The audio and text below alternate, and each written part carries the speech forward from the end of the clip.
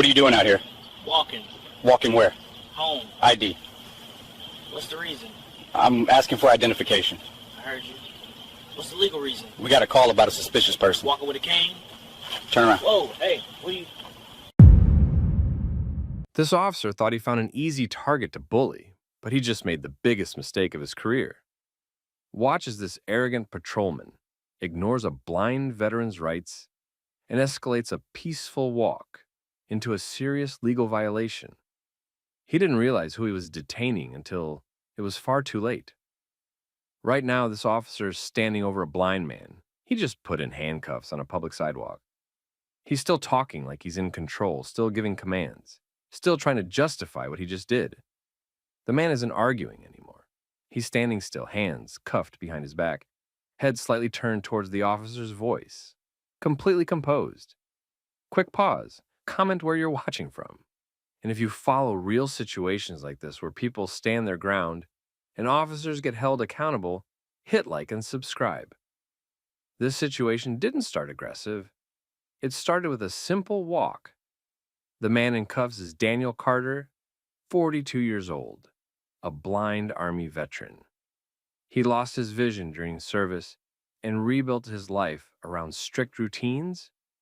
He walks the same routes, uses a white cane, and moves with purpose. Anyone paying attention would immediately recognize he's visually impaired. That afternoon, he was doing exactly that. Walking down a quiet residential sidewalk, using his cane properly, not bothering anyone, not interacting with anyone. At the same time, Officer Ryan Cole was on patrol nearby. Dispatch had just put out a vague call about a suspicious person in the area. No real description, no confirmed crime, just someone walking around. Cole saw Daniel and made a decision right there. He assumed this was the person from the call.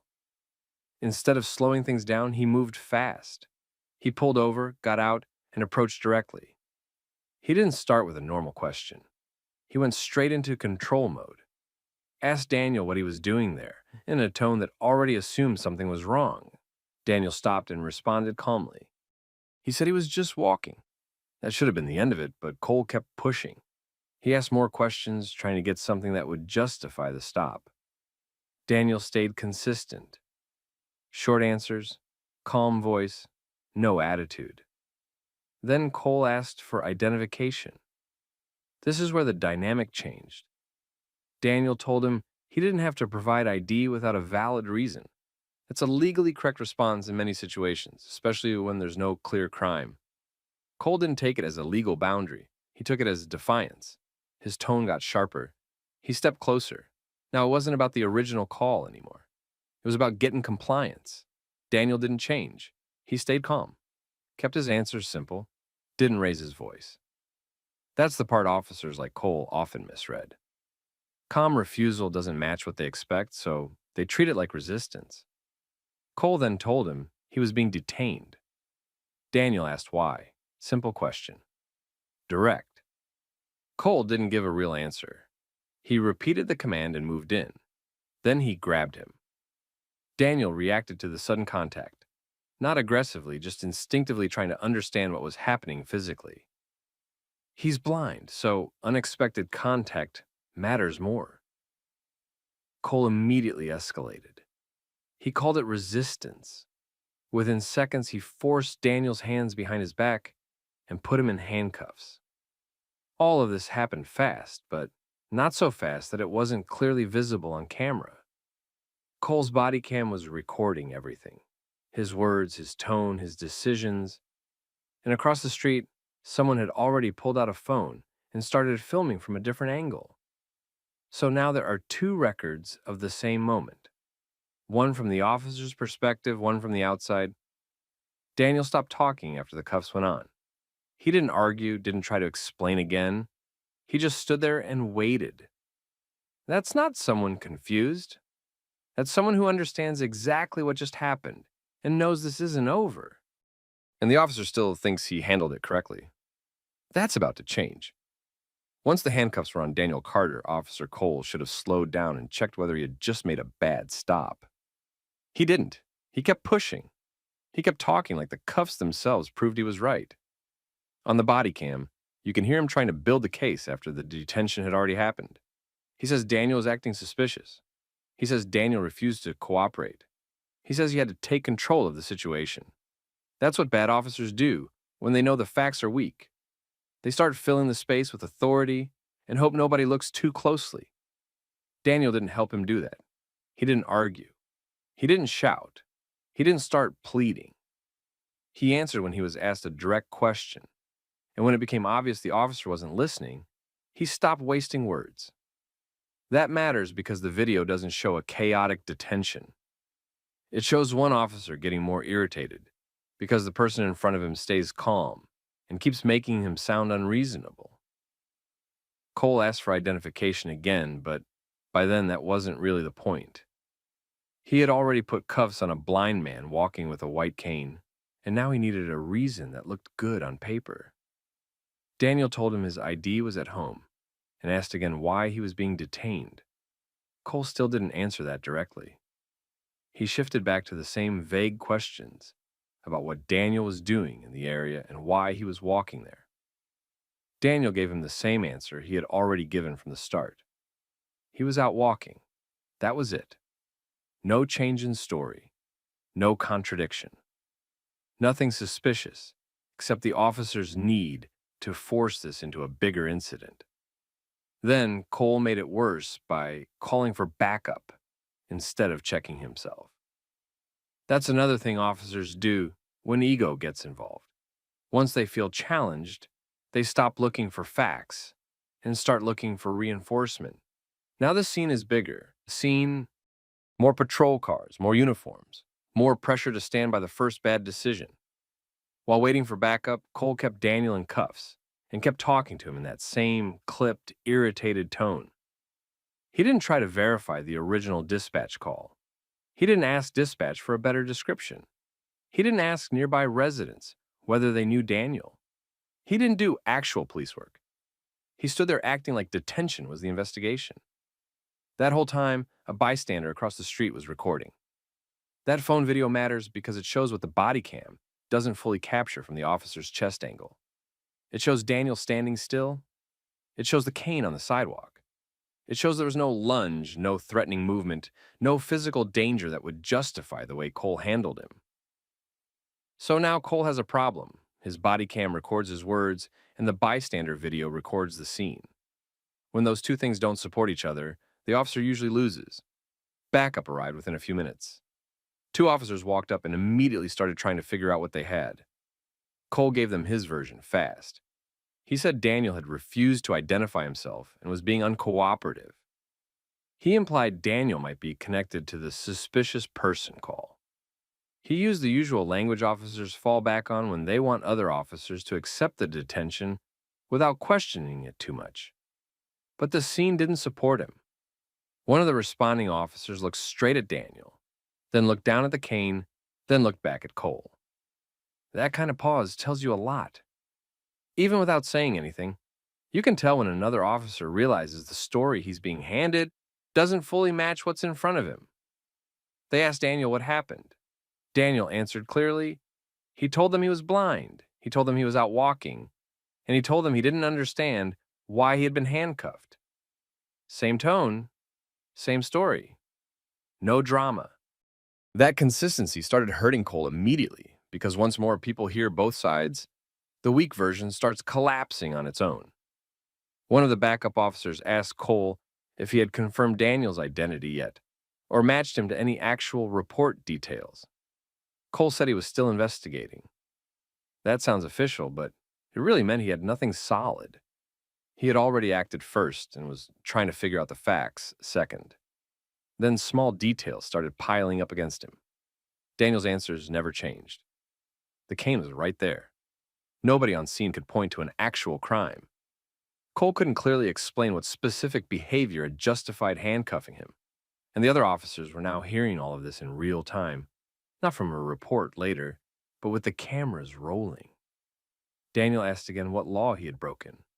That's a simple question, and it's deadly for an officer who doesn't have a real answer. Cole didn't name one. He just repeated that Daniel was being detained while they sorted it out. That's the kind of line that sounds fine until you actually think about it. Police don't get to cuff people first and invent the legal basis afterward. At least not if the footage is ever going to be reviewed honestly.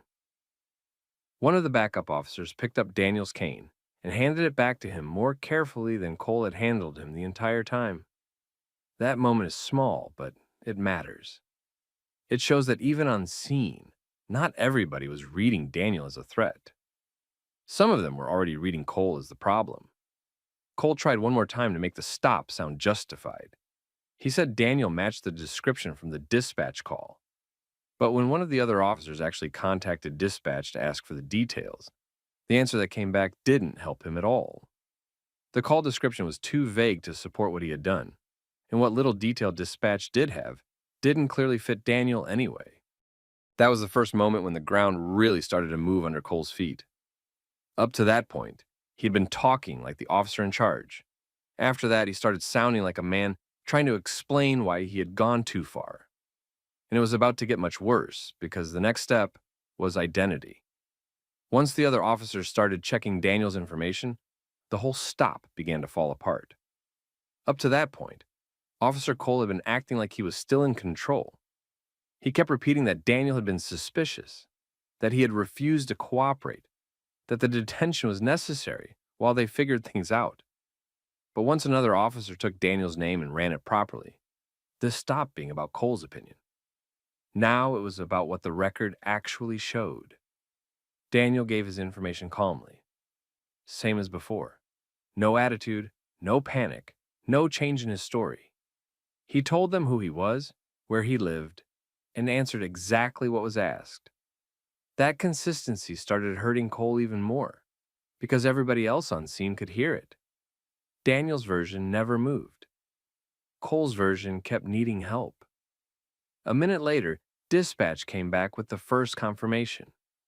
The name matched. The address matched. Then more information followed, and that's where the mood on scene changed for real. Daniel Carter was a blind Army veteran with a documented service-related disability. His record showed military service, medical discharge related to vision loss, and verified identification that matched exactly what he had been saying while Cole had him in cuffs on a sidewalk. That's the point where this turned from a bad stop into a career problem. One of the other officers looked straight at Cole after hearing the return. Not a long stare, not some dramatic moment. Just the kind of look officers give each other when one of them clearly screwed up and everybody knows it. Cole stopped talking over people after that. His tone changed immediately. He started sounding less like an officer giving commands, and more like a man trying to explain himself before anyone asked the next question. He walked back toward Daniel and started speaking more carefully. He tried to smooth it out, tried to make it sound like they were just checking on him, just making sure everything was okay, just following up on a call. But that didn't match what had actually happened. He had already grabbed him, cuffed him, and kept him detained while ignoring repeated questions about why. Daniel didn't help him clean it up. He didn't argue. He didn't give Cole a new opening. He just listened and answered only when necessary.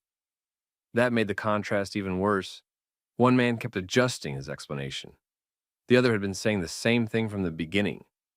Then one of the backup officers asked the question Cole had been avoiding from the start.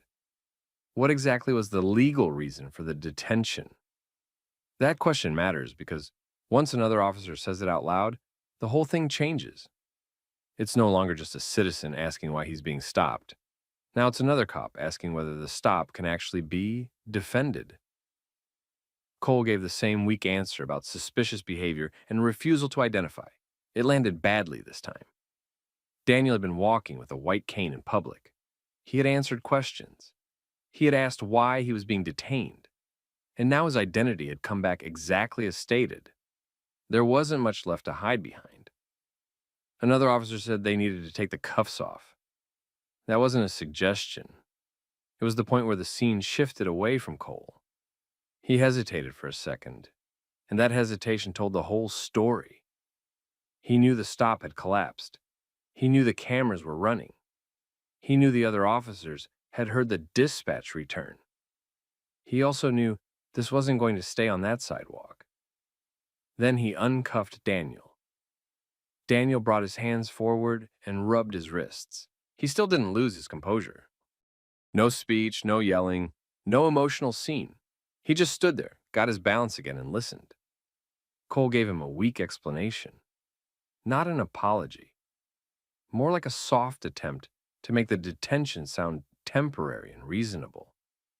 The usual language. They were checking things out. They had received a call. They were trying to verify who he was. That kind of explanation might work if the stop had stayed verbal.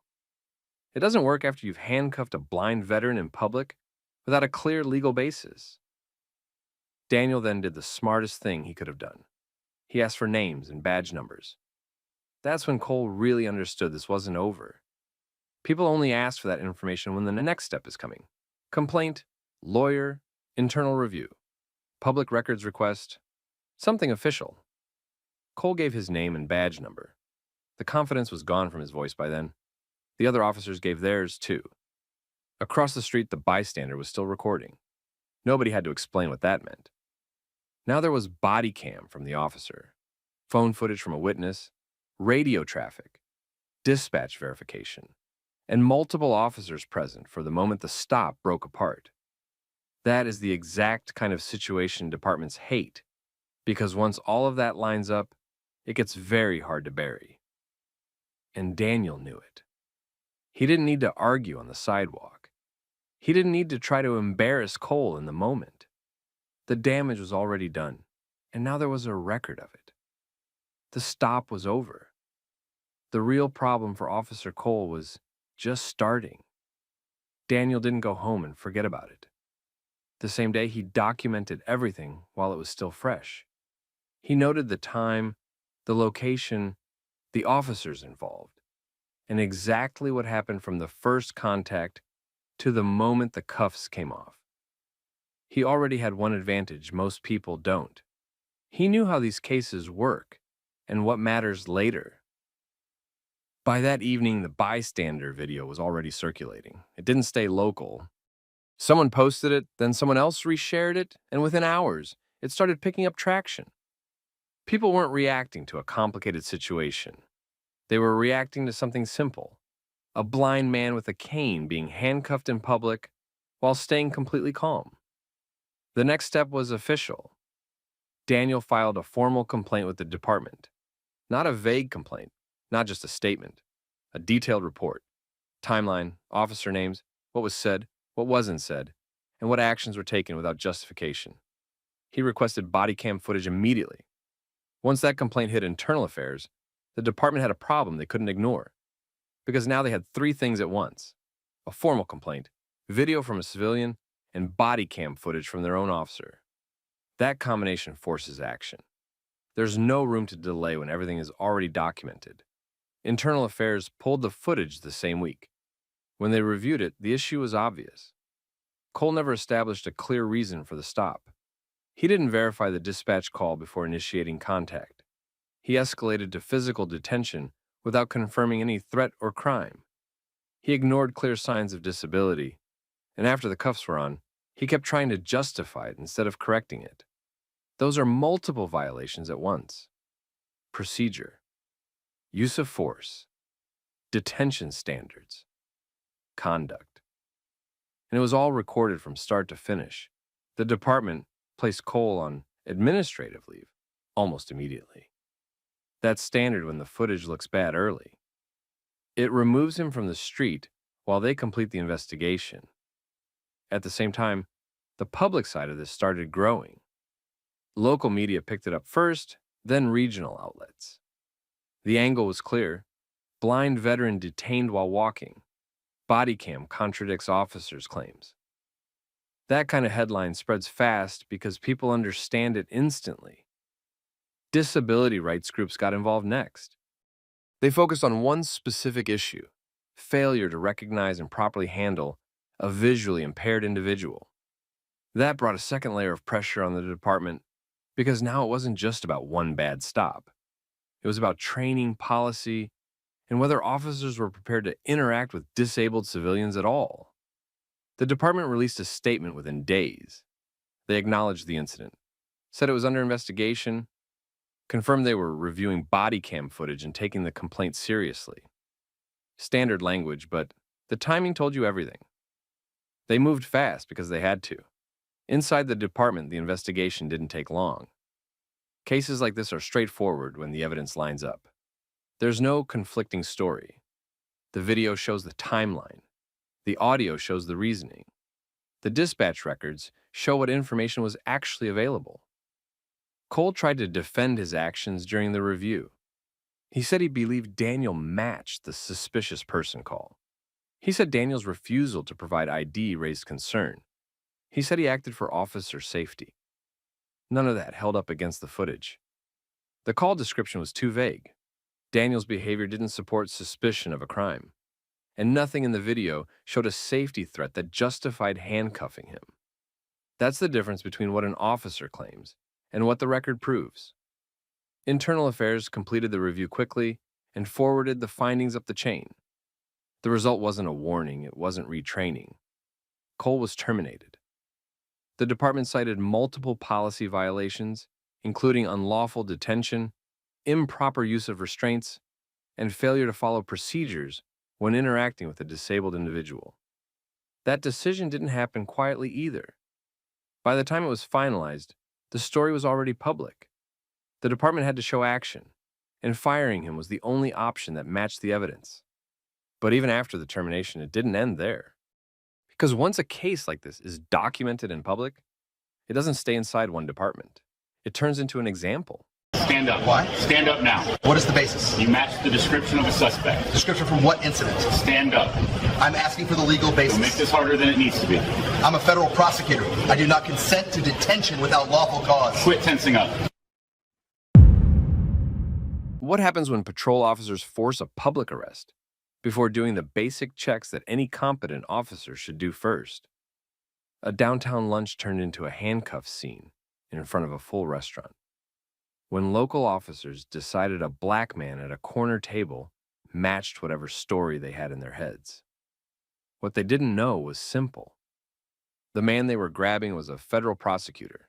He knew the law, he knew procedure, and he knew in real time that they were skipping steps they had no business skipping. Before we get into it, comment where you're watching from. And if you like stories about rights, misconduct, and real accountability, like the video and subscribe.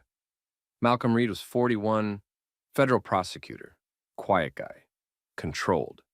Worked a few blocks from the federal courthouse and used that restaurant a lot because it was close, fast, and usually full of courthouse people. That afternoon, he was halfway through lunch reviewing a file when two patrol officers walked in and went straight toward him, not toward the bar, not toward the host stand, not scanning the room, straight to his table. Officer Kessler took the lead. Officer Holloway stayed half a step back and to the side. That kind of positioning tells you a lot. They weren't there to ask questions and sort things out. They had already decided he was their guy. Kessler told Malcolm to stand up. Malcolm looked at him and asked why.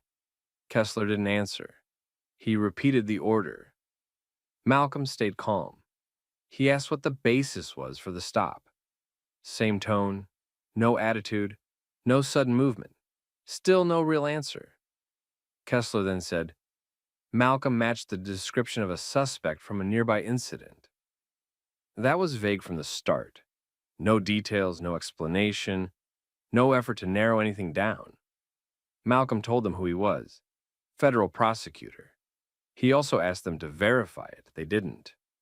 No call to dispatch, no confirmation through courthouse security, no check with restaurant staff, nothing. That's the part that matters, because this story didn't go bad because officers lacked options. It went bad because they ignored them. The restaurant manager was close enough to hear what was happening. She knew Malcolm had been sitting there eating. Other customers were watching now too. Some recognized him from the courthouse area. None of that slowed Kessler down. Malcolm stood up, slowly, hands visible. He knew better than to make this physical. He asked again what crime they believed he had committed. Kessler didn't answer that cleanly either. He switched from vague suspicion to command language. Turn around, hands behind your back. That told Malcolm everything. This officer wasn't building facts. He was defending his own authority. Holloway moved in tighter on Malcolm's side. Same pattern you see all the time. One officer drives the pressure. The second officer closes space and helps make resistance look impossible. Malcolm said he did not consent to detention without lawful cause. Then Kessler cuffed him in the middle of the restaurant. That's how public it was. Tables still there. Food still there. Files still open. Full dining room watching. And this is where the officers made another bad mistake. They did it in front of a room full of witnesses with phones. Some people started recording right away. The manager moved toward the host stand and told staff to preserve the security footage. A couple of people near the windows got clear video of Malcolm being walked out in cuffs. Malcolm didn't fight them, didn't raise his voice, didn't try to win the argument there. That wasn't weakness. That was discipline. He already knew the sidewalk wasn't where this would be decided. Outside, the officers kept pushing instead of fixing the problem. They had his name. They had his job title. They had a public location surrounded by easy ways to verify who he was. They still didn't stop. That's where this turned from a bad detention into a serious misconduct case. Once they got Malcolm outside, the officers had several easy ways to check who they were dealing with. They used none of them. Kessler put him in the back of the patrol car. Malcolm was cuffed, calm, and still telling them the same thing. He worked for the U.S. Attorney's Office. His identity could be confirmed in minutes. Kessler didn't verify that. He shifted his wording instead. Inside the restaurant, Malcolm supposedly matched a description. On the sidewalk, that turned into a reported nearby incident. Same detention. New explanation. That kind of change causes problems fast, especially once video gets reviewed. Malcolm asked what crime he was being detained for. He didn't get a clear answer. He asked for a supervisor. That was the smart move. A few minutes later, Sergeant Porter arrived. This was the first real chance to shut the whole thing down before it got worse. Porter could have checked the name, had dispatch confirm employment, and ended it on the spot. He didn't start there. First, he listened to Kessler. That gave Kessler control over the first version of the record. According to Kessler, Malcolm was uncooperative and refused to identify himself. The problem was simple. People inside the restaurant had just watched Malcolm do the opposite. Porter then went to the patrol car and asked Malcolm for his name. Malcolm gave it. He repeated his job title. He told Porter exactly where to verify it. Porter now had enough to pause the detention and confirm the facts. Instead, he treated the situation like it still needed more officer-side handling. That was another bad decision. Back at the restaurant, Malcolm's identification was still with his jacket near the table. Kessler went inside to get it. Staff tried to explain that Malcolm had been seated there eating and reviewing paperwork before the officers came in.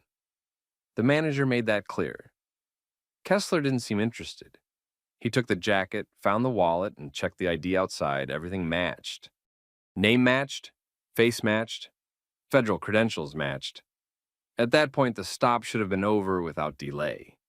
There was nothing left to sort out. They had the man's identity in hand, and it supported exactly what he'd been telling them from the beginning. Even then, they hesitated.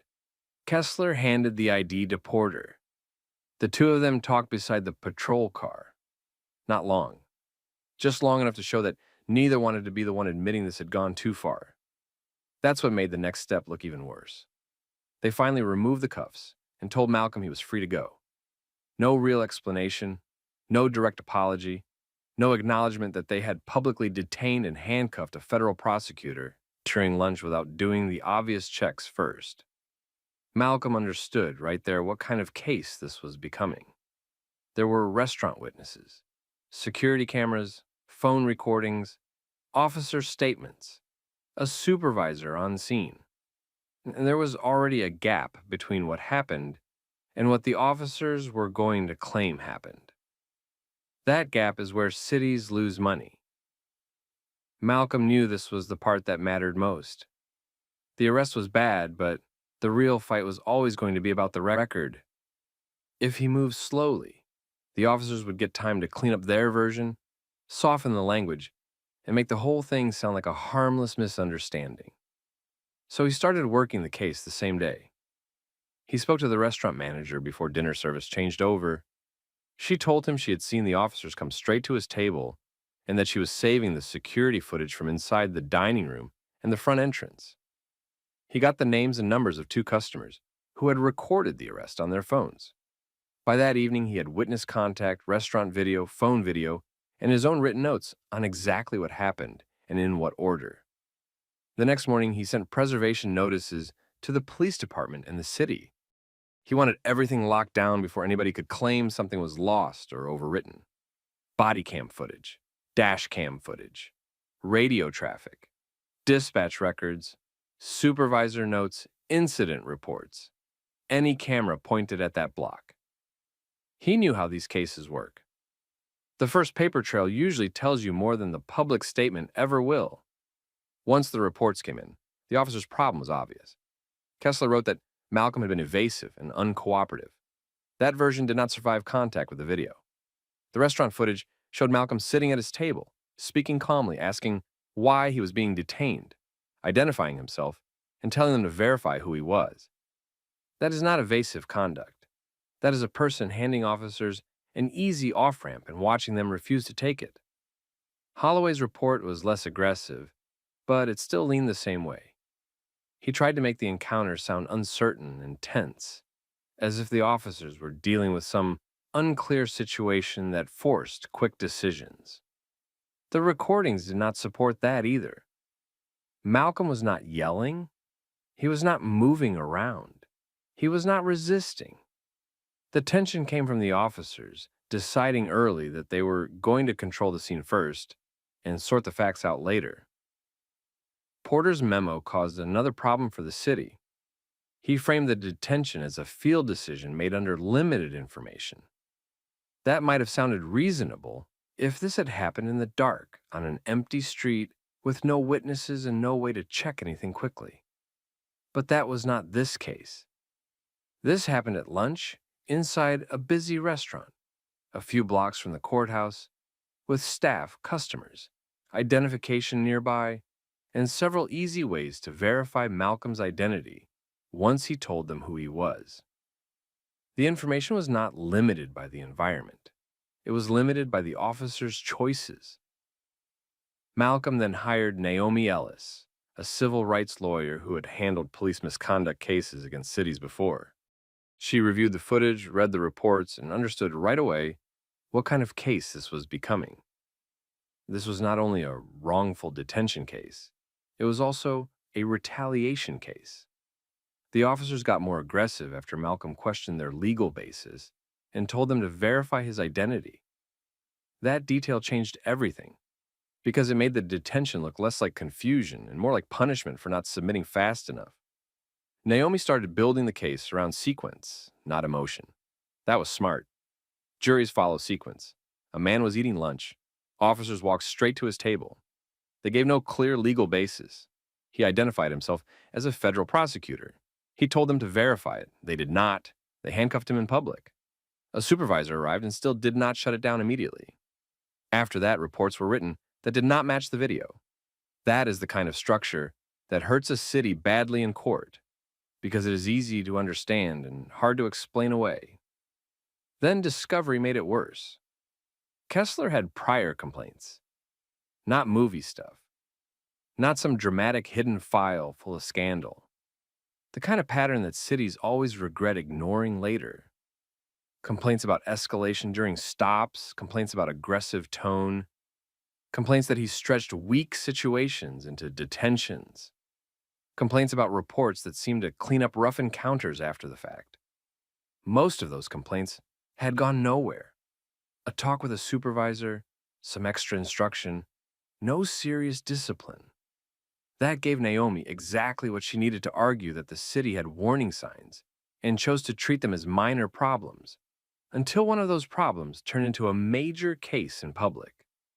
Porter showed up in earlier reviews involving Kessler. That mattered too. It meant the case no longer rested only on one patrol officer making a bad decision. It now involved supervision. That is where settlement value starts climbing, because juries punish cities much harder when the misconduct looks tolerated instead of isolated. The Bodycam audio then gave Naomi the line that broke the city's defense.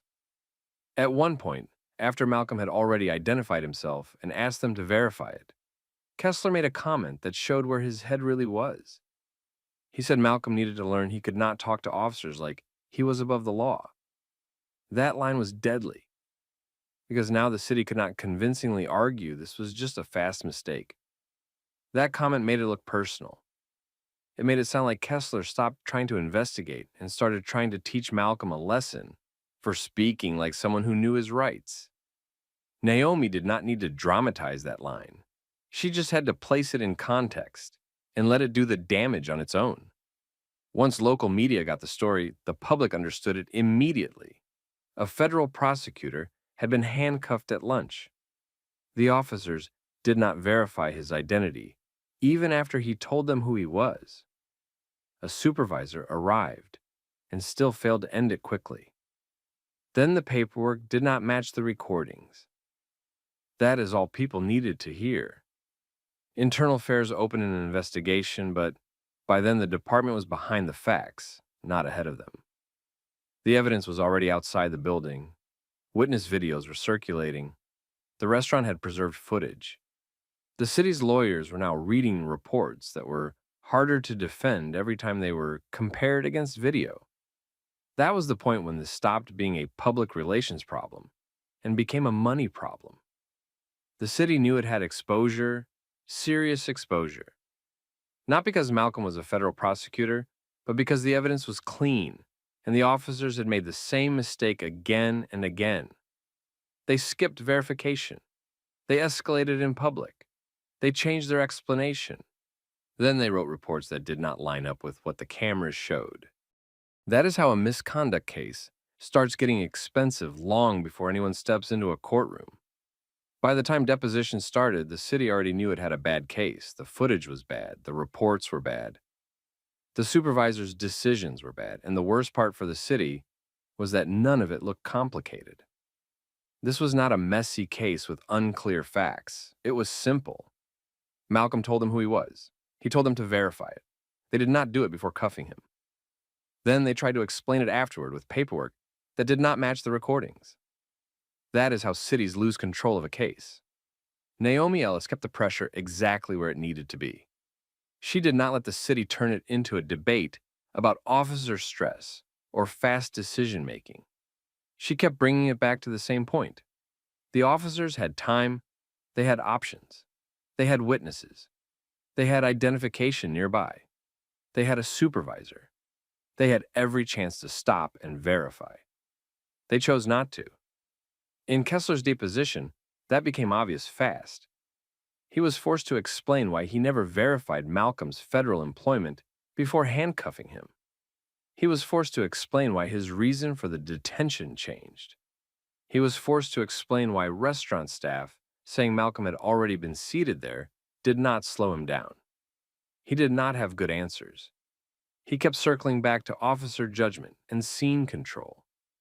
That might sound decent on paper, but it falls apart when the video shows a calm man at lunch and an officer getting more aggressive because he does not like being questioned. Holloway did not help the defense either. He tried to make himself look secondary, like he was just backing his partner on a fast-moving call.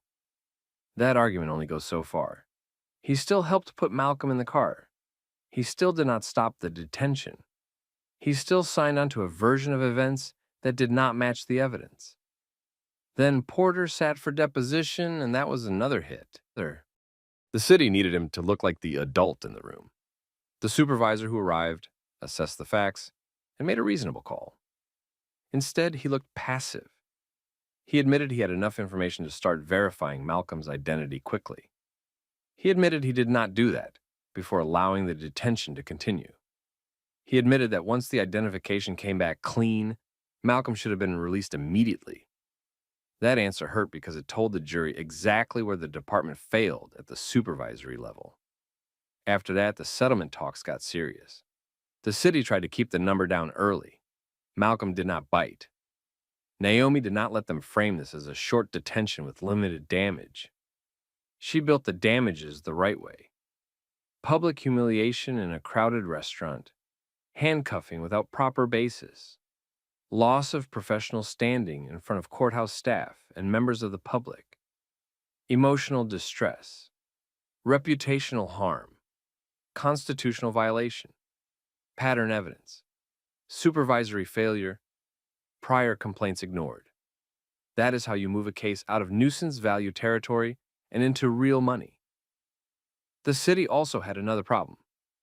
Malcolm was a very strong plaintiff, calm, precise, credible, professionally accomplished, impossible to paint as unstable or reckless. If that case went to a jury, he would be extremely hard to attack and very easy to believe. That changes settlement math fast. Once the judge denied key parts of the city's defense motion and allowed the misconduct pattern evidence to stay in play, the number jumped. At that point, the city was no longer just trying to settle a claim. It was trying to avoid a public trial where every bad decision would be replayed in order. That is when the city agreed to pay $20 million. Not 2, not 5, 20. That number was not just about Malcolm. It was the price of the arrest, the paperwork, the contradictions, the prior warnings, and the supervision failure all stacked together. Then came the fallout inside the department. Kessler was fired. His certification was challenged. He was referred for review over false statements tied to his report and the gap between his report and the video evidence. His career in law enforcement was effectively finished. Holloway resigned before the department completed termination proceedings. He saw where it was going and got out before the final decision hit his file. But that did not save his name. Porter was demoted. The department could not leave a supervisor in place after a case this public showed he had a chance to stop the damage and didn't do it. The department itself had to make changes too. New detention verification rules, required supervisory review and identity dispute stops, stronger report auditing when Bodycam footage exists, more training on retaliatory escalation and constitutional detention limits. The city did not make those changes because it suddenly found wisdom. It made them because $20 million forced the lesson. Malcolm did not do a victory tour. He did not need to. The settlement already said enough. What happened to him was not a misunderstanding. It was not officers being extra careful. It was misconduct, plain and simple. Patrol officers skipped basic verification, turned a lunge into a public arrest, and then tried to write their way out of it. The evidence would not let them. That is the real point of this story. A badge gives authority. It does not erase limits. The moment an officer starts treating basic questions like disrespect, the job stops being law enforcement and turns into ego management. That is when cases explode. That is when cities pay. And that is when careers end. What would you have done in Malcolm's place? Have you ever seen officers get more aggressive the moment somebody calmly asks for the legal basis? Put it in the comments. Share this story with somebody who thinks these cases are always just misunderstandings. And subscribe if you want more real stories about misconduct, accountability, and what happens when the record does not match the truth. Why are you using this gate? Because that's what the order said. The verification number is on the page. I'm asking you, not the paper. Then call the listed Navy liaison and confirm it. I think there's a problem with these papers. Then verify them. Shut up and turn around. What happens when a local port officer decides his ego matters more than federal law? This is the story of the moment. A port officer made the career-ending mistake of detaining a high-ranking black naval commander traveling on active duty orders. He ignored the rank, ignored the protocol, and walked straight into a disaster he created himself. Before we get into it, tell me where you're watching from. And if you follow stories about abuse of authority, accountability, and people who know exactly where they stand, like the video and subscribe. This started at a secured port gate on the East Coast during the morning operations rush. Trucks were lining up, workers were moving, scanners were active, and everybody at that gate had a lane and a process. Commander Julian Cross came through the military access lane in a government vehicle with active orders, military identification, and transfer paperwork ready before the officer even reached the door. He didn't improvise anything. He didn't try to talk his way through. He came in exactly the way he was supposed to. Officer Trevor Pike walked up already acting like he had a problem with what he was looking at. Not cautious, not professional, irritated. And that was the first issue. He didn't start with the normal verification routine. He didn't take the paperwork and run the check. He started by questioning why Cross was there at all. That matters. A trained officer at a controlled gate checks documents first. Pike did the opposite. He treated the commander like he was already lying. Cross identified himself, gave his rank, and handed over the orders. The paperwork clearly showed active duty movement tied to the port. The contact number for confirmation was on the page. The ID matched, the vehicle matched, the lane matched. None of that changed Pike's tone. Instead of verifying the documents, he started pressing Cross with side questions. He wanted to know why he was alone, why he was using that gate, why he was driving that vehicle. The answers were already in the paperwork sitting in his hand, but by then this wasn't really about information. Pike had already moved into that mindset some officers get when they think backing off makes them look weak. Cross stayed calm and answered him anyway. He explained he was under active duty orders and told Pike he could call the listed Navy liaison and confirm everything in a minute or two. That was the easy exit. That was the professional exit. Pike ignored it. He handed the paperwork back without completing the check and told Cross to step out of the vehicle. That's when the whole thing turned. Cross got out. Slowly. Hands visible. No attitude. No sudden movement. He kept it tight because he understood exactly what kind of situation this had become. He had been in command long enough to know that once a local officer starts performing authority instead of using it properly, the risk goes up fast. So he kept his voice level and repeated the same point. Active duty status, valid orders, federal movement, verification available right now. Pike kept cutting him off. He moved closer, started talking louder, told Cross that rank didn't mean anything at his gate until he said it did. That line told everybody nearby what kind of officer he was. He wasn't confused. He wasn't trying to secure the checkpoint. He was trying to win a face-to-face power contest with a man he had decided not to respect. And yes, race was already sitting in the middle of it, because Pike had every clean reason in the world to verify those papers and move on. But he kept choosing confrontation instead. He looked at a black man in command, holding valid federal orders, and acted like the problem was that the man in front of him didn't fit whatever picture he had in his head. By then, people around the gate were watching. A cargo driver in the next lane had stopped looking at his phone and started looking at them. 2 dock workers near the barrier turned fully toward the checkpoint. One clerk inside the glass booth was already glancing between Pike and the paperwork. Nobody needed to guess that this had stopped being a routine check. Cross tried one more time to keep it procedural. He told Pike again to contact the Navy Transportation Liaison listed on the orders. That was the right move. It also gave Pike another chance to fix it before he buried himself. He refused again. Then he said something worse. He questioned whether Cross really held the rank he claimed. Not whether the documents were authentic. Not whether dispatch had confirmed anything. He questioned the man himself. That was the moment the professional mask dropped. Now it was obvious this wasn't a documentation issue. Pike had decided that the person standing in front of him didn't look like somebody he was prepared to treat as a commander. Cross didn't take the bait. He didn't get loud. He didn't posture. He stated very plainly that Pike was interfering with an active duty military movement and refusing a basic verification step.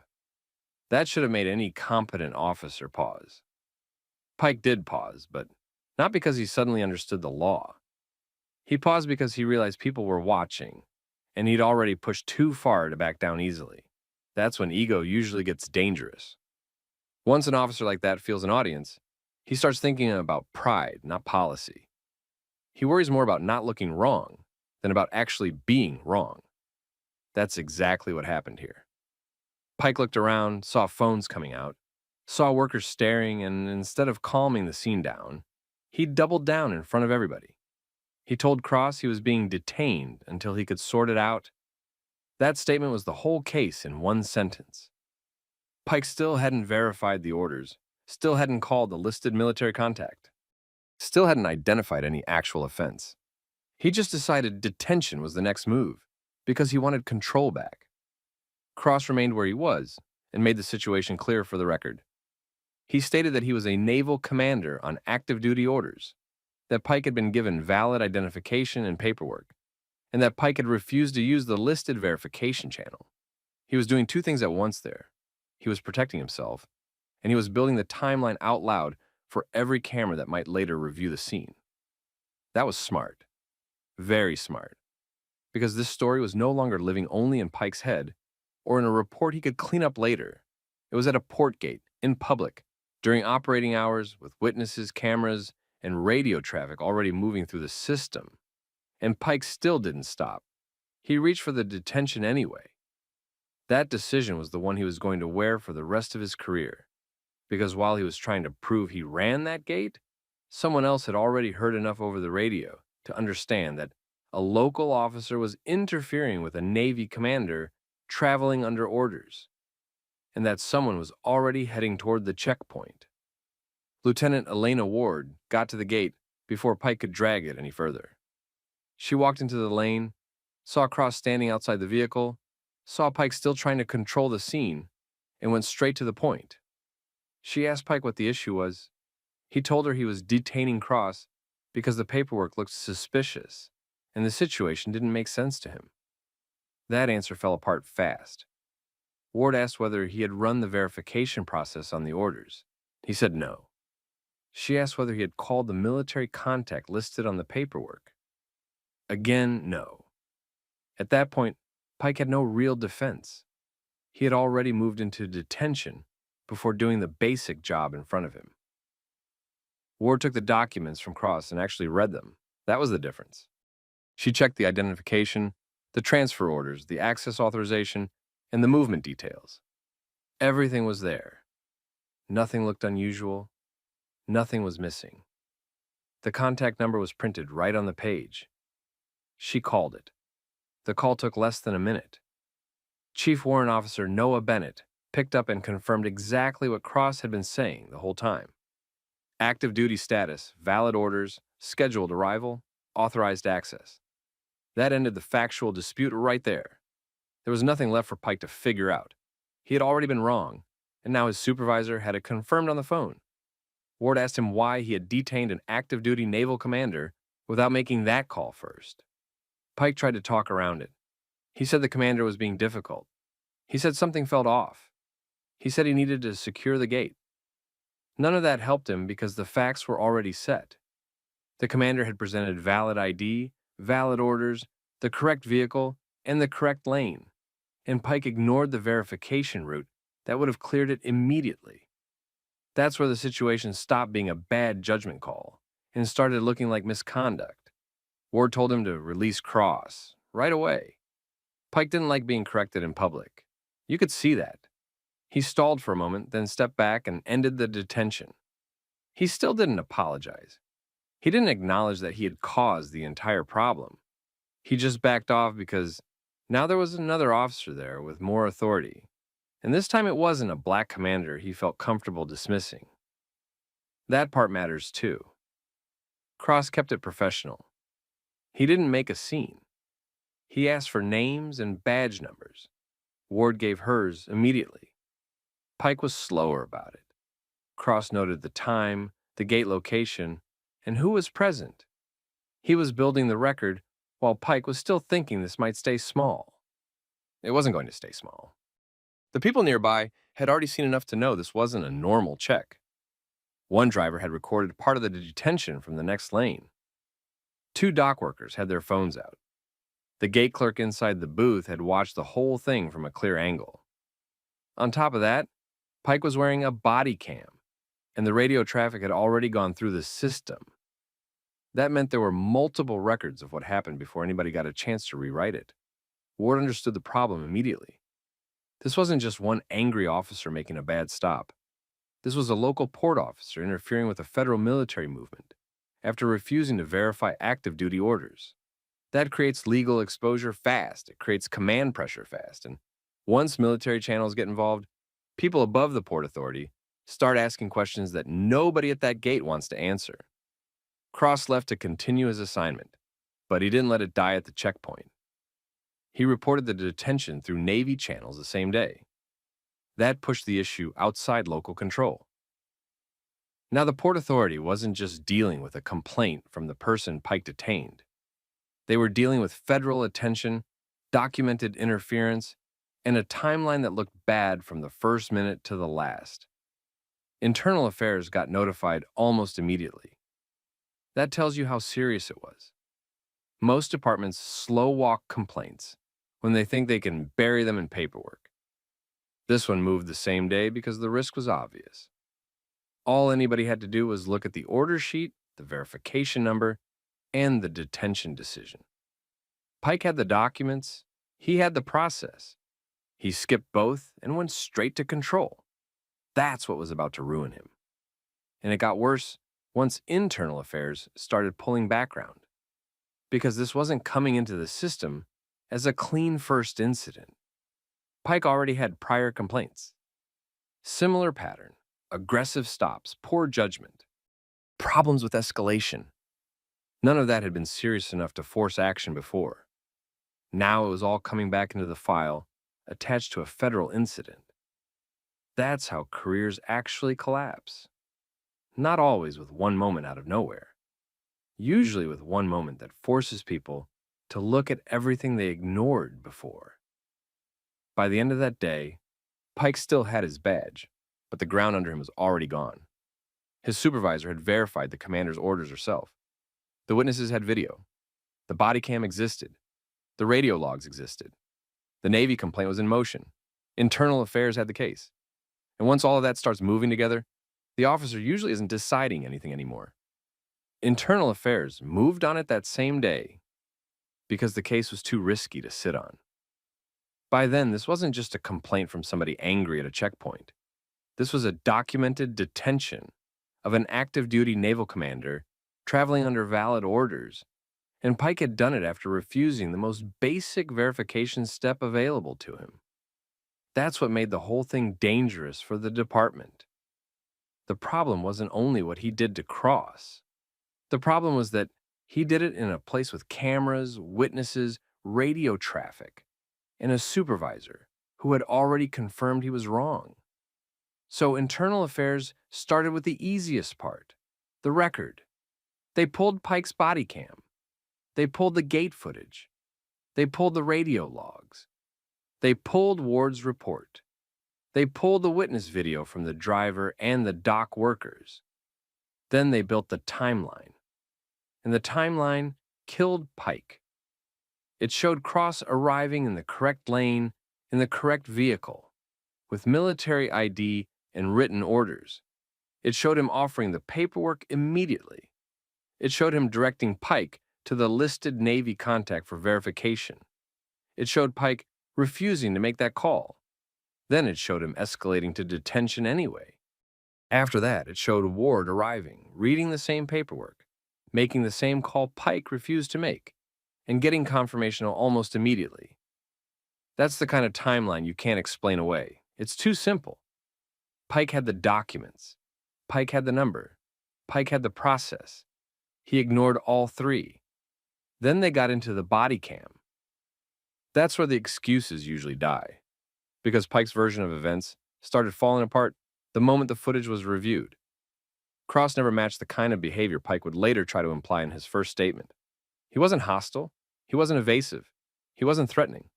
He kept saying the same thing the whole time. Active duty orders, correct access, verify the paperwork. That consistency mattered. It showed control, and it showed that Pike wasn't reacting to danger. He was reacting to not being obeyed the way he wanted. And then there was the language. Internal Affairs pays attention to wording because wording tells you what an officer was actually thinking in real time. Pike kept framing the situation around his personal suspicion, not around a policy failure or a security issue he could describe. He questioned the commander himself instead of verifying the documents in front of him. That difference matters. It's one thing to say the paperwork needs a review.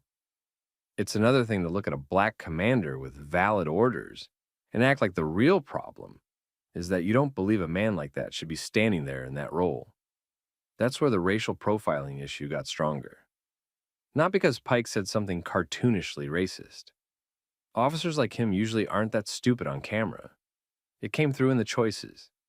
He ignored every fact that should have lowered the temperature. He skipped verification. He dismissed rank. He challenged identity instead of process. Then he pushed the situation into detention when he started getting watched. That pattern tells its own story.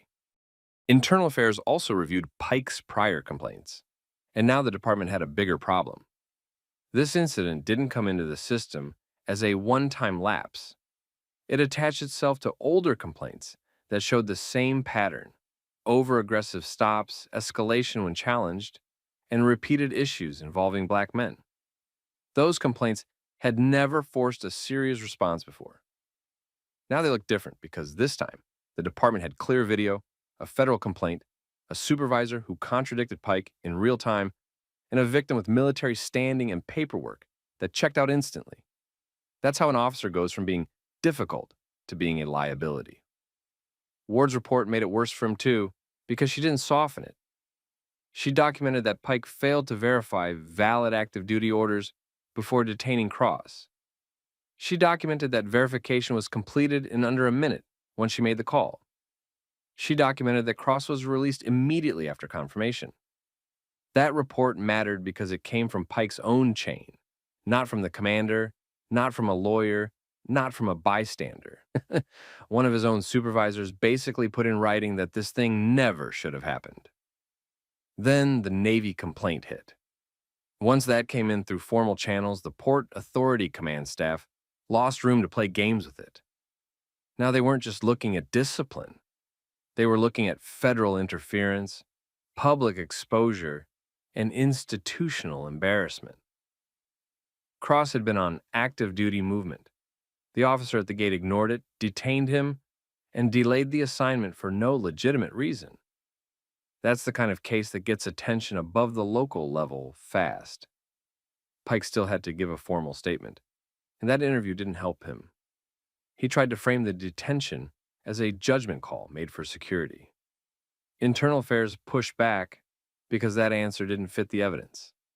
Security concerns get tested through procedure. Verification is part of the job. He skipped that and went straight to control. Then he tried to justify the detention after the fact. That doesn't hold up when the video shows the person you detained literally handing you the verification route. At that point, the case was basically done. Not officially closed yet, but done. The department knew it. Internal Affairs knew it. Ward definitely knew it. Pike probably knew it too, even if he didn't want to say it out loud. Because once the evidence shows that you had the facts, had the process, ignored both, and then detained the wrong man in public, the question stops being whether you messed up. The question becomes whether the department is willing to keep wearing you. And in this case, that answer was coming fast. By the next morning, Pike was removed from gate duty. Internal Affairs had the body cam, gate footage, radio logs, Ward's report, and the Navy complaint. All of it showed the same thing. Cross gave valid ID and orders, offered verification, and Pike ignored it. Then Ward made one phone call and confirmed everything in under a minute. That ended Pike's defense. His older complaints came back up too. Similar pattern: aggressive conduct, escalation, bad judgment. This time, The department couldn't hide behind excuses because the case involved a black naval commander on active duty orders and public evidence from multiple angles. Pike was terminated. His port clearance was revoked. His case was also referred for decertification review. Cross gave a formal response after that. He kept it professional. He said the issue was bigger than one officer. The problem was poor training, poor supervision, and local officers not understanding the limits of their authority when federal military orders are in play. After that, the port changed procedure, mandatory verification steps, new training on military access, clearer supervisor escalation rules. That's the story. Pike thought he was controlling a gate. What he actually did was hand internal affairs an easy case and end his own career. Cross didn't beat him with volume. He beat him with paperwork, protocol, and self-control. If you've ever seen somebody abuse a little authority and pay for it later, put it in the comments. And subscribe for more stories like this. Who are you and who cleared you to be here? FBI, this is a federal operation. We need to stop and verify through command. You're inside my perimeter. No, you're inside my scene. Watch your mouth. I'm giving you the cleanest way out of this. Turn around. You putting hands on a federal agent before clarifying everything? Deputy Cole Mercer believed he controlled the crime scene. By the time anyone realized how far he had gone, he had already handcuffed the undercover FBI agent running the operation. Ethan Cross told him he was federal. He showed credentials. He told him the scene was part of an active investigation. Mercer ignored all of it. He treated Cross like a civilian interfering with police work. He gave orders. Cross repeated that Mercer needed to stop and verify. Mercer refused. Then he put him in cuffs. That was the first major failure. Not the handcuffs by themselves. The refusal to verify before using force. Comment where you're watching from. And if you follow stories about authority, misconduct, and real consequences, like and subscribe. This happened at an industrial storage site outside a suburban commercial strip. Federal agents had been working the location for months. The case involved stolen firearms moving through a local distribution network. The FBI had built it slowly. Surveillance, informants, controlled contacts, scheduled movement. The plan that night was simple. Federal agents handled the operation. Local deputies secured the outside perimeter and stayed in their lane. Mercer did not stay in his lane. He arrived with a county unit assigned to perimeter support. Within minutes, he started acting like scene command belonged to him. He repositioned deputies without asking. He challenged people he did not recognize. He made the kind of fast, confident decisions that look decisive until they turn out to be wrong. Cross was near the loading zone when Mercer focused on him. Plain clothes, work boots, dark jacket. That was intentional. Cross had been inside the operation long enough that he could not look like law enforcement. He was not standing around.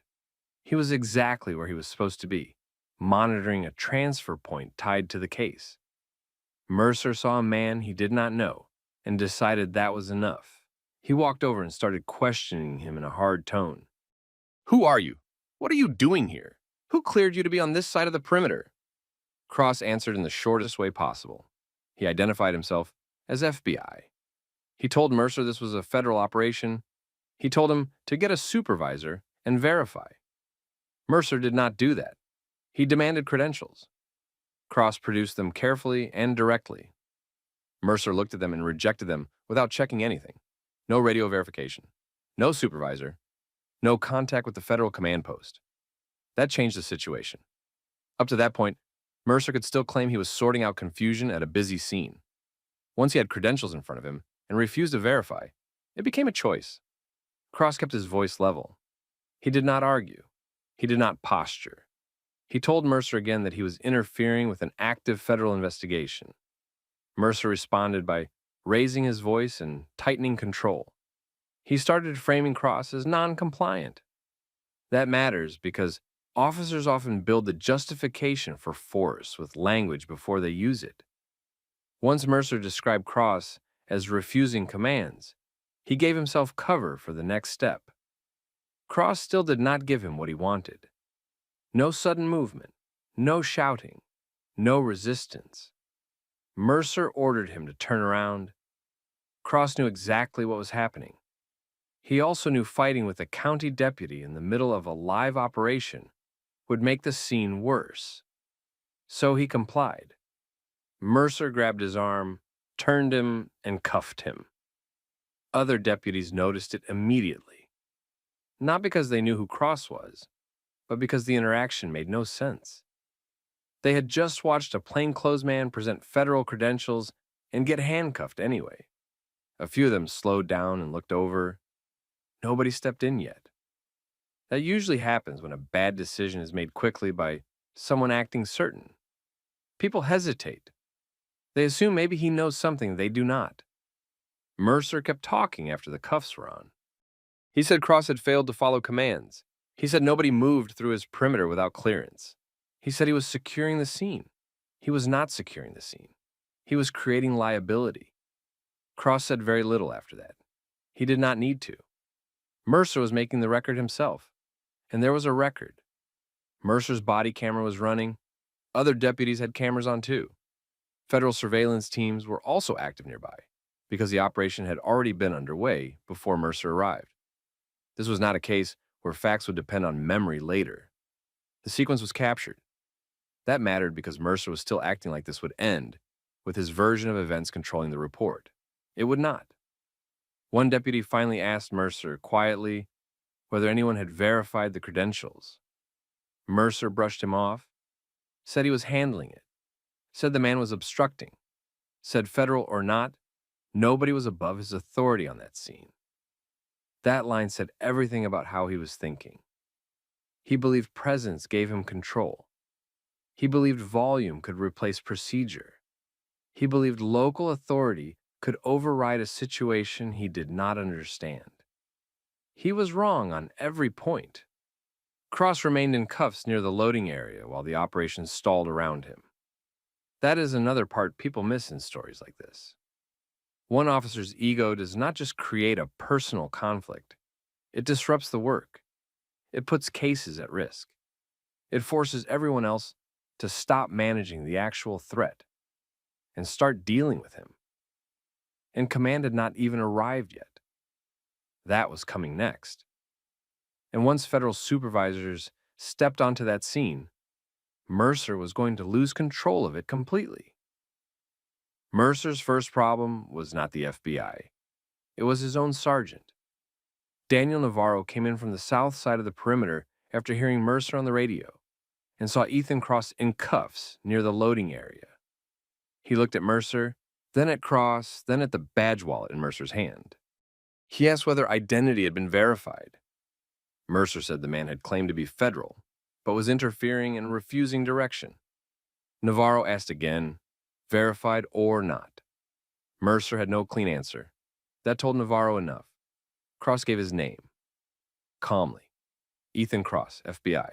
Lead case agent. Active operation. Mercer already had that information.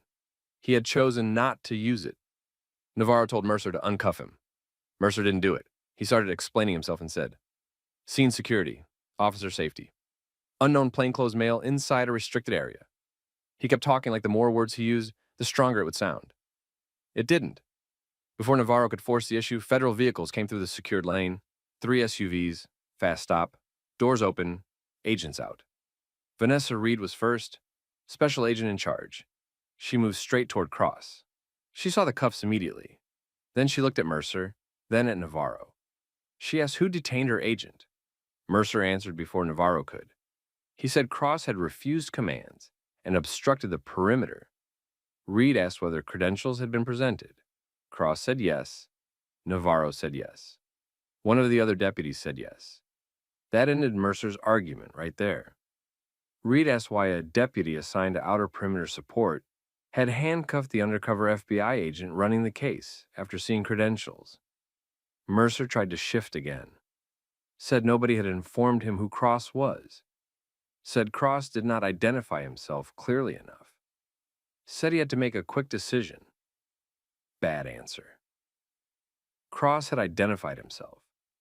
Mercer had seen credentials. The quick decision was the problem. Navarro stepped in and removed the cuffs himself. Cross brought his hands forward and rubbed his wrists once. That was it. No speech, no yelling. He was already back on the job. He told Reed the local perimeter had been disrupted. His detention had interrupted federal movement, and Mercer had ignored repeated instructions to verify through command. That was the version that mattered. Short, precise, hard to challenge. Mercer still tried. He said Cross had challenged his authority. That line hurt him more than anything else he had said so far. It showed exactly what this had been about. Not confusion, authority. Reed asked him who gave him scene command. Mercer had no answer, because there wasn't one. County units were there to support the perimeter. That had already been briefed. Mercer had taken more than that on his own. Navarro told Mercer to step back and stop talking. He did not argue with that order. He just stood there looking like he was trying to work out whether there was still a way to recover it. There wasn't. By then, several deputies had already seen enough to know this was going nowhere good. They were not focused on the warehouse anymore. They were watching Mercer, watching Navarro, watching the federal side lock the sequence down in real time. And everything was being captured. Mercer's Bodycam was on. So were the other deputies' cameras. Federal teams had their own recordings. The warehouse had already been under observation before local units arrived. This was not a memory fight waiting to happen later. The record existed already. Navarro requested county command to the scene. He also told dispatch to flag all camera footage for retention. That is not something supervisors do over a routine disagreement. He knew this was heading straight to internal affairs. Reed kept the focus where it belonged. She asked Cross one question. Could the operation continue? Cross said yes, but not cleanly. Timing had been affected. Perimeter attention had shifted. One transfer window was already gone. That mattered. Mercer had not just embarrassed himself. He had interfered with a live investigation. Navarro pulled Mercer aside and asked him directly why he had not verified the badge. Mercer said he did not like how Cross spoke to him. That answer was even worse than the first one. It meant he had made an enforcement decision based on tone, not facts. Navarro asked if Mercer understood that he had detained a federal agent without verification, without probable cause, and while assigned to a support role, he had already exceeded. Mercer did not answer that either. He started saying he had been trying to maintain control. Navarro cut him off. It was never his scene to control. That was the end of Mercer as an active officer on that scene. A county lieutenant arrived minutes later. He got a short briefing from Navarro and Reed. Both versions matched on the important points. Credentials shown, verification refused, federal agent detained, operation interrupted. The lieutenant did not spend time debating language. He took Mercer off scene duty immediately. He ordered another deputy to replace him at the perimeter. He told Mercer not to discuss the incident, except through formal review. Mercer handed over his camera unit and stepped away. That was the first official sign that the department was separating itself from him. Cross went back to work because the case still existed, whether Mercer had damaged it or not.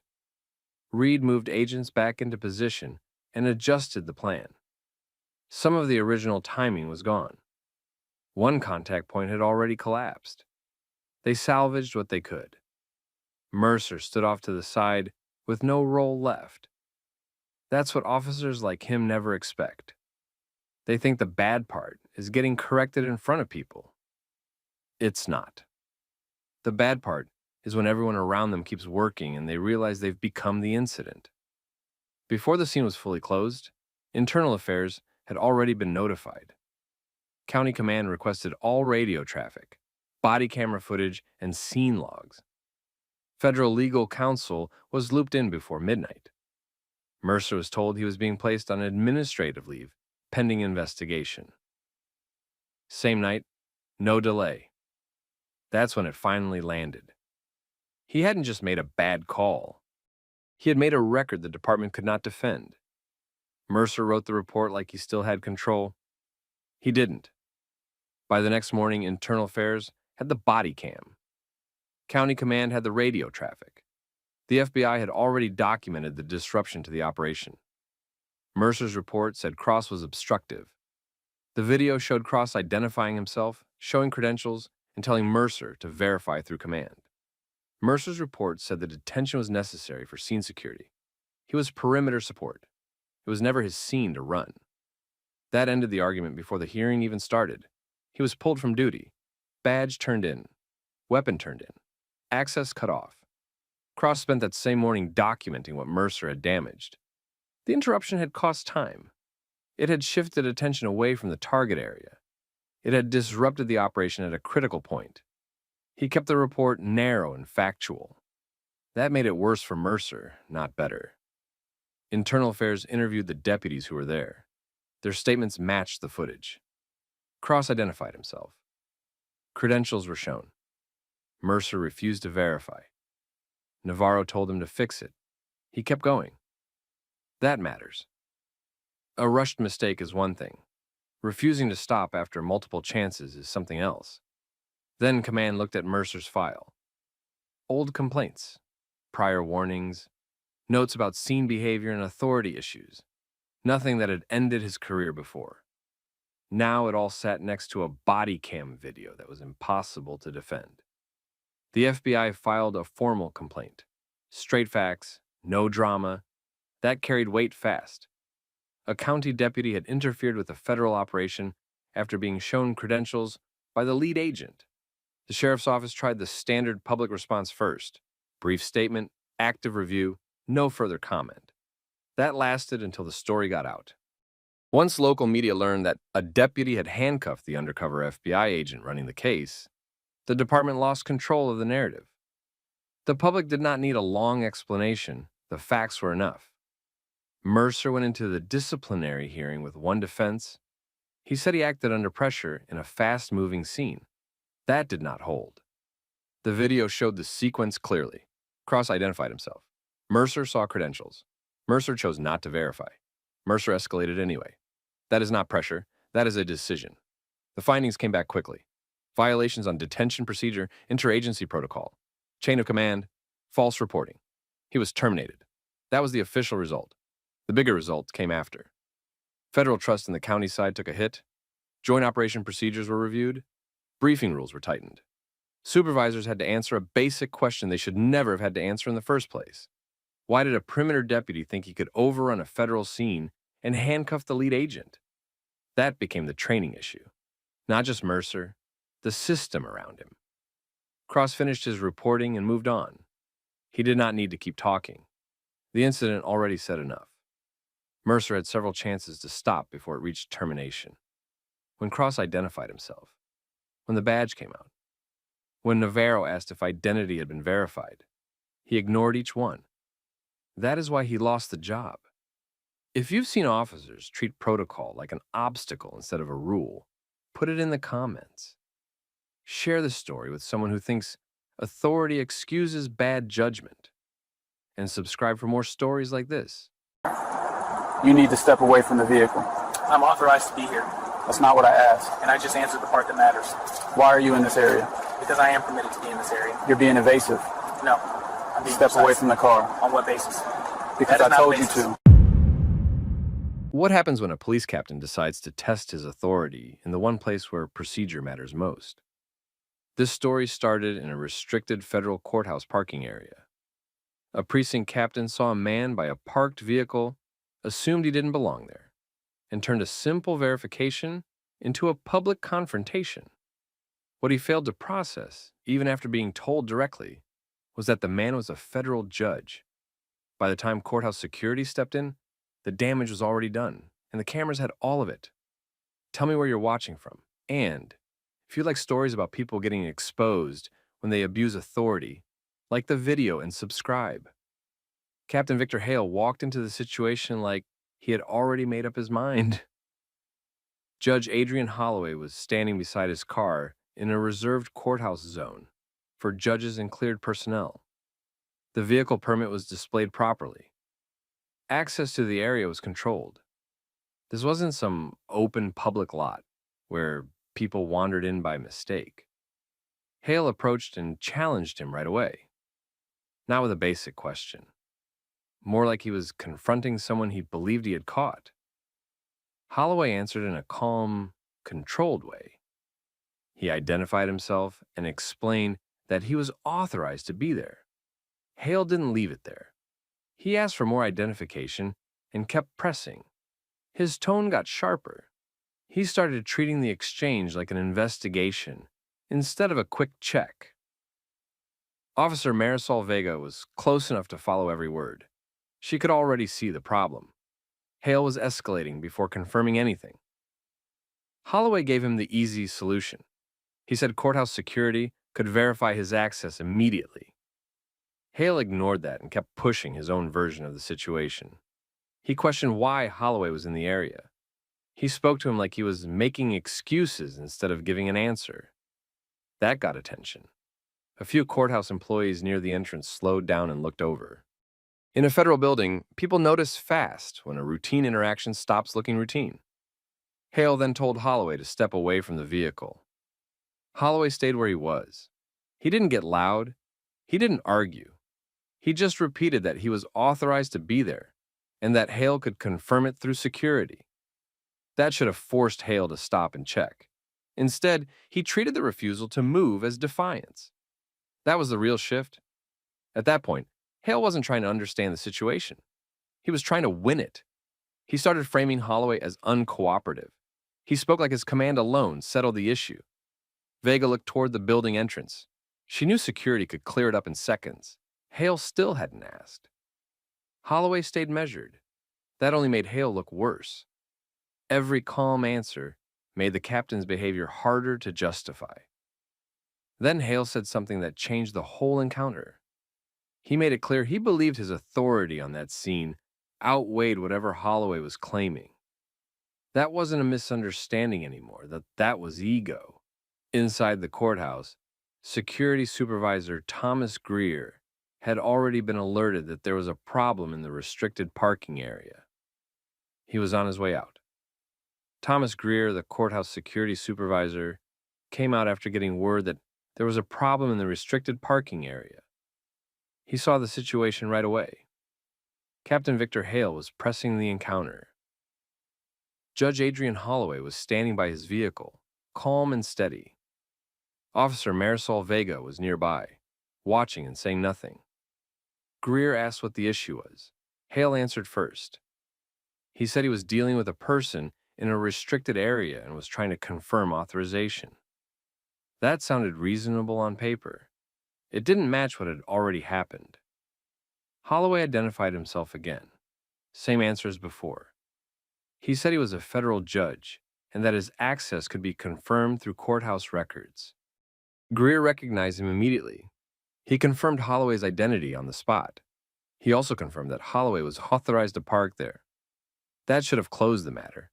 Hale didn't let it go cleanly. Instead of ending the interaction, he tried to defend how he handled it. He said he was following procedure and checking a restricted space. The problem was obvious. A simple verification would have resolved it at the start. Hale had skipped that and gone straight into confrontation. Greer made it clear there was no parking violation and no access issue. Holloway belonged there. The matter was settled. Holloway didn't add drama. He didn't argue. He let the facts stand on their own. Vega stayed quiet, but by then, the whole scene had turned against Hale. Security had confirmed the judge. Witnesses had seen the exchange. The body camera was still running. Hale backed off, but not in a professional way. He didn't acknowledge the mistake. He didn't apologize. He just stepped away and acted like the encounter was finished. It wasn't. What happened in that parking zone was already on video from more than one angle. Courthouse security had its own coverage. Hale's body camera had the audio and his conduct. People nearby had watched enough to remember exactly how it unfolded. Greer escorted Holloway inside without making it bigger than it already was. Hale left the area believing he had avoided a serious problem. He hadn't. By the end of that day, the footage had already been requested for review. Captain Victor Hale left the courthouse thinking the incident would stay small. He was wrong.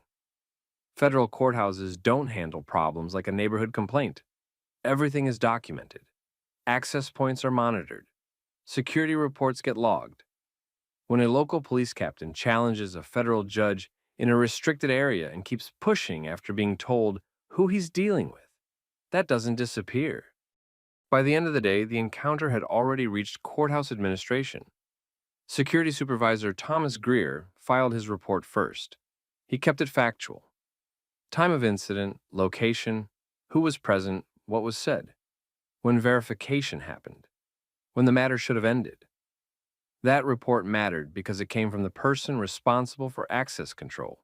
He was the one who could say, clearly and without guesswork, that Judge Adrian Holloway had valid authorization the whole time. Then the camera review started.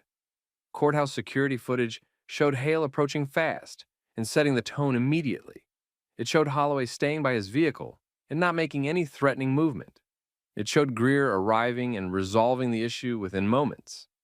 Hale's body camera made it worse. The audio confirmed that Holloway identified himself early. It confirmed that security verification was available from the start. It also confirmed that Hale kept pressing instead of checking first. That was the problem in simple terms. He had options. He ignored them. Internal Affairs got the referral the next morning. Investigator Naomi Kerr took the case. She wasn't interested in excuses or polished summaries. She started with the footage, then compared it to written reports, then pulled Hale's history. That's where the situation got more serious. The courthouse encounter by itself was already bad. A precinct captain had escalated a routine contact in a restricted federal zone, dismissed clear identification, and acted like his authority solved everything. That alone could trigger discipline. But Kerr found this wasn't isolated. There had been prior complaints, not identical, but close enough to matter. Incidents where Hale had turned routine interactions into control contests. Cases where people said he got confrontational when challenged, especially when someone calmly told him he was wrong. Most of those complaints had gone nowhere, a warning here, a notation there. Nothing that actually stopped the pattern. Now the department had clean video. That changes everything. Hale submitted his own report. He tried to frame the encounter as a standard security check in a sensitive area. He described Holloway as resistant and said he was trying to maintain control until identity could be confirmed. The footage undercut that version line by line. Kerr noted the gaps immediately. Hale had claimed caution. The video showed escalation. He had claimed uncertainty. The video showed that verification was available and ignored. He had claimed procedural concern. The video showed that once security confirmed the judge, he still tried to justify himself instead of acknowledging the mistake. Officer Marisol Vega was interviewed next. She answered carefully, but she didn't protect Hale. She confirmed that Holloway identified himself early. She confirmed that security could have verified access right away. She also confirmed that the tone of the encounter became more aggressive as Holloway stayed calm. That statement hurt Hale more than the footage in some ways. Video shows conduct. A second officer confirms judgment. Now it was no longer one person's interpretation. It was a documented pattern in one incident. Within days, Hale was pulled from active command duties, pending the outcome of the investigation. That got attention inside the department fast.